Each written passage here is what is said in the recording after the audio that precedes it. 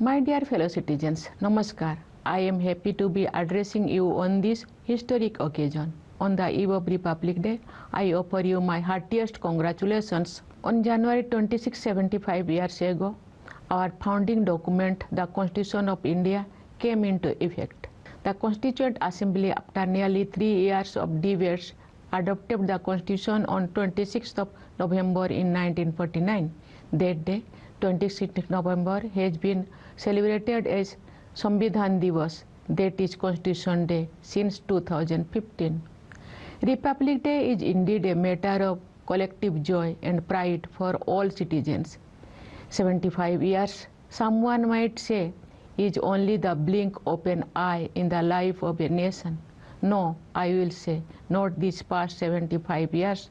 This has been the time when the long dormant soul of India has awakened again, taking strides to regain its rightful place in the community of nations.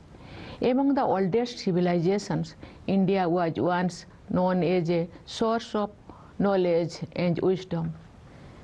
There, however, came a dark phase, and inhuman exploitation under colonial rule led to utter poverty. Today, we should first recall the brave souls who made great sacrifices to free the motherland from the shackles of foreign rule. Some were well known, while some remained little known till recently. We are celebrating this year the 115th birth anniversary of Bhagwan Birsa Munda, who stand as a representatives of the freedom fighters whose role in the national history is now being recognized in true proportions. In the early decades of the 20th century, their struggles consolidated in an organized nationwide independence movement. It was the nation's good fortune to have the likes of Mahatma Gandhi, Rabindranath Tagore, and Baba Saheb Ambedkar, who helped it rediscover its democratic ethos. Justice, liberty, equality, and fraternity are not theoretical concepts that we came to learn in modern times. They have always been part of our civilizational heritage. It also explains why the critics who were cynical about the future of the Constitution and the Republic when India had newly become independent were proven so thoroughly wrong. The composition of our Constituent Assembly was also a case testimony to our republican values. It had representatives from all parts and all communities of the country. Most notably, it had 15 women among its members, including stalwarts such as Sarojini Naidu, Rajkumari Amritkar, Sucheta Kripalani, Hansabin Mehta, and Malati Chaudhary. When women's equality was only a distant ideal in many parts of the world, in India, women were actively contributing in shaping the destiny of the nation. The Constitution has become a living document because civic virtues have been part of our moral compass for millennia. The Constitution provides the ultimate foundation of our collective identity as Indians. It binds us together as a family. For 75 years now, it has guided the path of our progress. Today, let us humbly express our gratitude to Dr. Ambedkar, who chaired the drafting committee, others distinguished members of the Constituent Assembly, various officers associated with, and others who worked hard and bequeathed us this most wonderful document. Dear fellow citizens, the 75 years of the Constitution are marked by an all-round progress of a young republic. At the time of independence and even later, large parts of the country had faced extreme poverty and also hunger. But one thing we were not deprived of was our belief in ourselves. We sat down to create the right conditions in which everyone would have the opportunity to flourish. Our farmers toiled hard and made our country self-sufficient. In food production, our laborers worked relentlessly to transform our infrastructure and manufacturing sector. Thanks to their sterling efforts, India's economy today influences the global economic trends. Today, India is taking leadership positions in international forums. This transformation would not have been possible without the blueprint laid down by our Constitution. In recent years, the economic growth rate has remained persistently high, creating job opportunities for our youth, putting more money in the hands of farmers and laborers, and also lifting more people out of poverty. The bold and far-sighted economic reforms will sustain this trend in the years to come.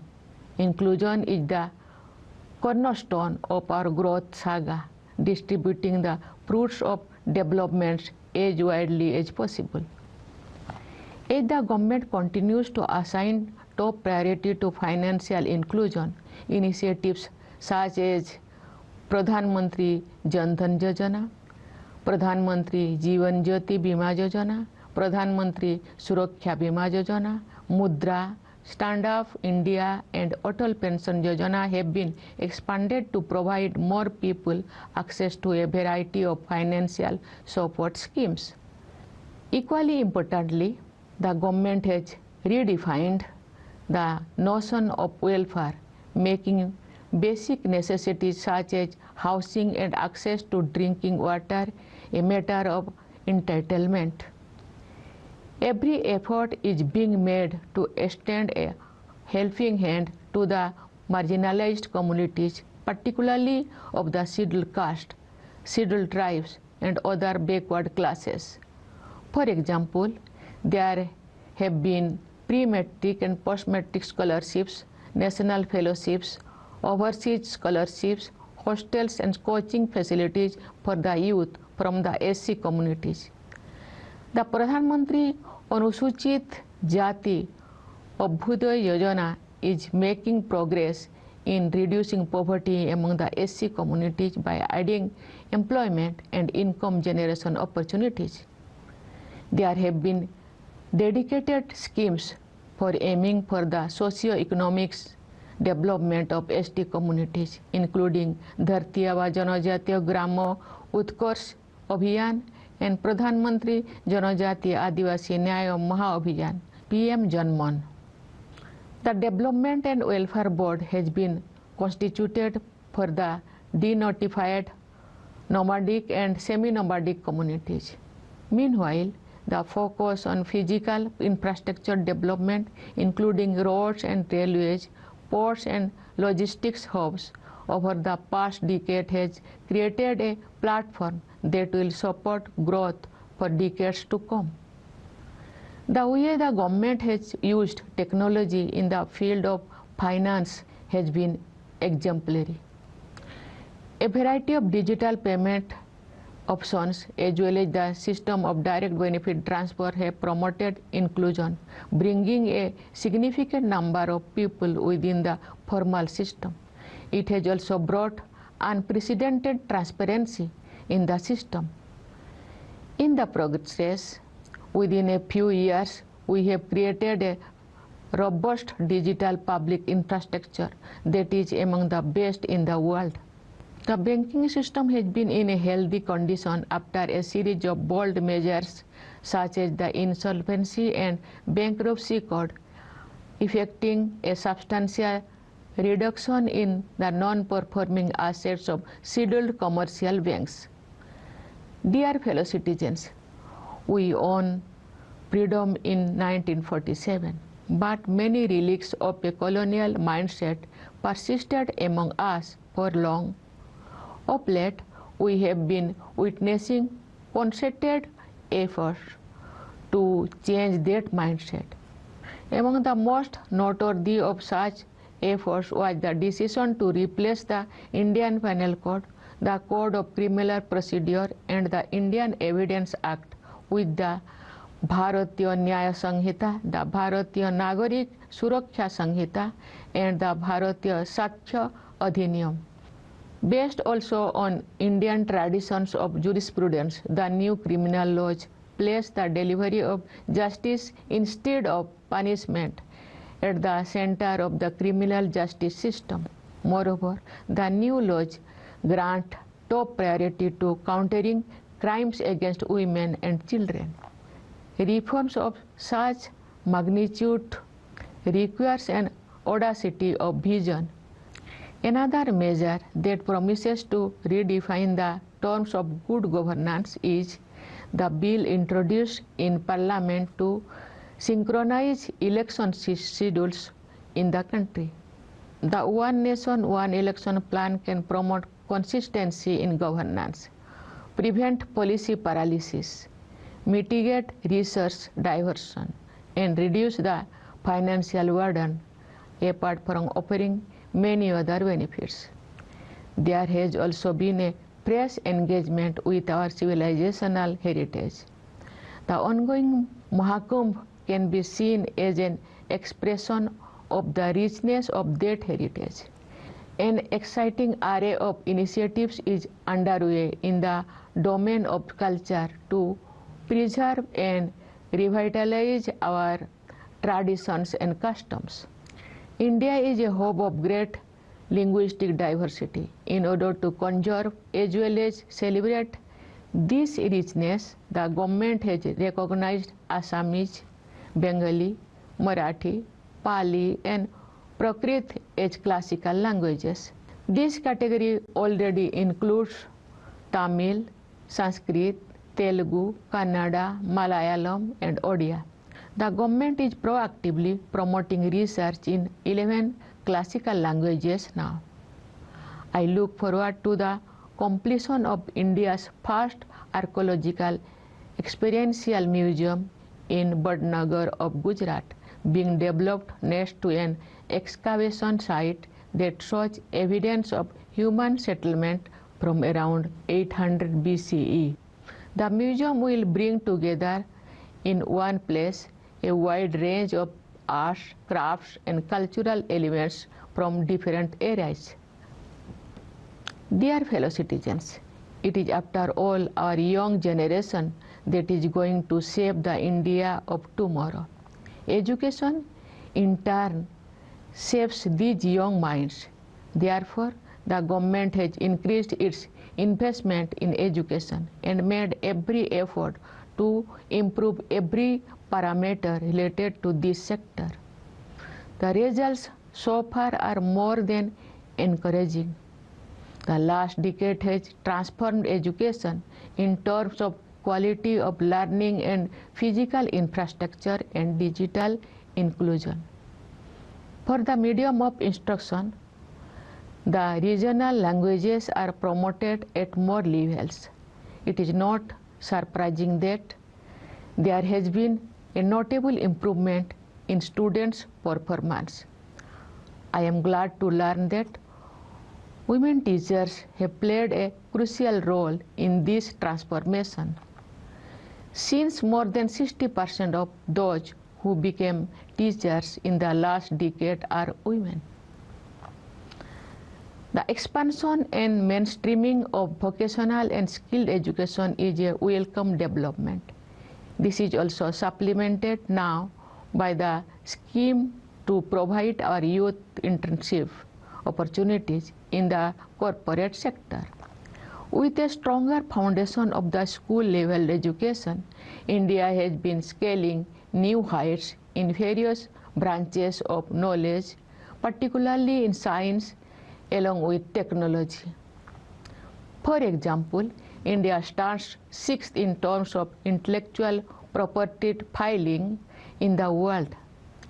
We have consistently improved our ranking in the Global Innovation Index, moving from 48th position in 2020 to 39th in 2024.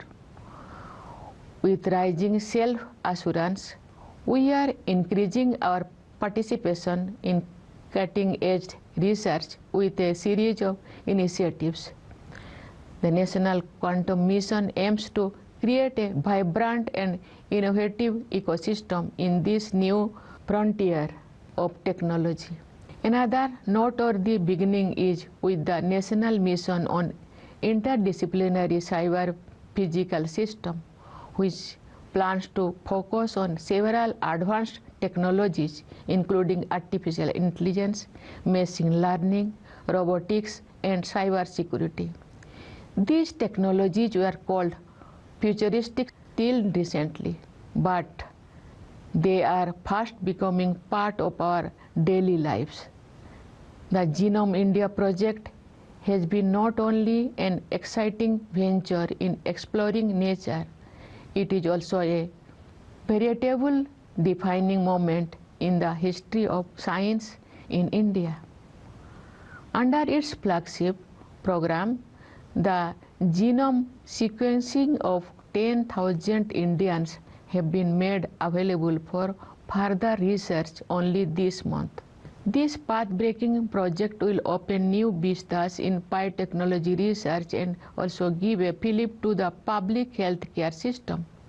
The Indian Space Research Organization has been taking giant leaps in space in recent years. This month, the ISRO once again made the nation proud with its successful space docking experiment. India has now become the fourth country in the world to have this capability. Our increasing confidence level as a nation are also reflected in the arena of sports and games, where our players have scripted thrilling success stories. Last year, our athletes made a mark in the Olympic Games. In the Paralympics Games, we sent our largest ever contingent, who came back with our best ever performance. Our chess champions impressed the world as our men and women won the gold at the FIDE Chess Olympiad. The achievements in the sports during the year 2024 were kept by D. Gukes, who became the youngest world chess champion.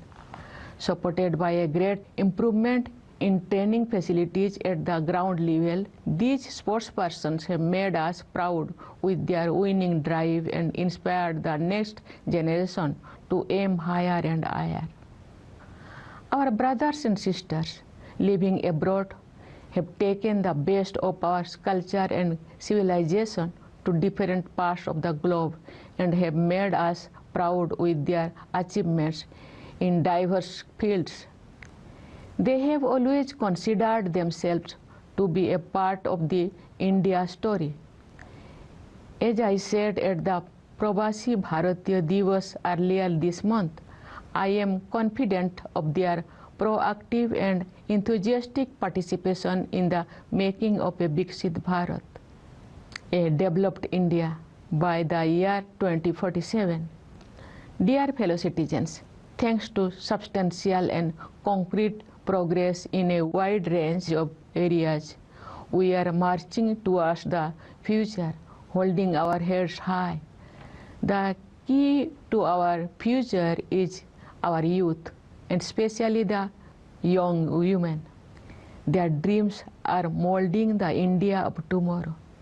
When we will be celebrating the centenary of our independence, and when today's children will salute the tricolor on 26 January of 2050, they will tell their next generation that this great quest would not have been possible without our incomparable constitution guiding them along the way. Our future generations will also keep in mind the mission of independent India in the world. In the words of the father of the nation, Mahatma Gandhi, and I quote, "If Swaraj was not meant to civilize us and to purify and stabilize our civilization, it would be nothing worth. The very essence of our civilization is that we give a paramount place to morality in all our affairs, public or private." Unquote. Today, let us reaffirm commitment to strive to realize Gandhiji's dreams. His watchwords, truth and non-violence, will continue to remain relevant for the whole world. He also taught us that rights and duties are but the two sides of the coin. Indeed, the true source of right is duty. Today, we recall his relations in compassion too. Compassion not only for our human neighbors, but also for our other neighbors, namely flora and fauna, rivers and mountains. Each of us must contribute to the efforts to counter the global threats of climate change.